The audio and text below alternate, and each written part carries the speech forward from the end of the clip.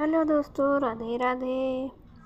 तो मेरी YouTube family कैसी है? अच्छी होगी। तो आज है बसंत पंचमी। तो बसंत पंचमी की हार्दिक शुभकामनाएं मेरी यूट्यूब फैमिली को।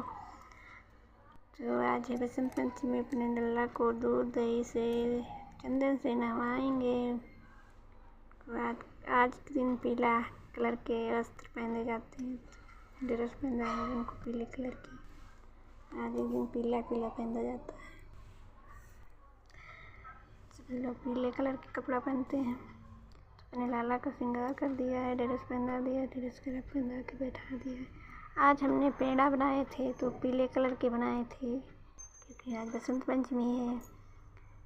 तो सरस्वती माँ की पूजा की जाती है। तो मैंने सरस्वती माँ की चंदन टीका कर दिया है, फूल पीला चढ़ा दिया, भोग लगा दिया, आरती कर दिया है।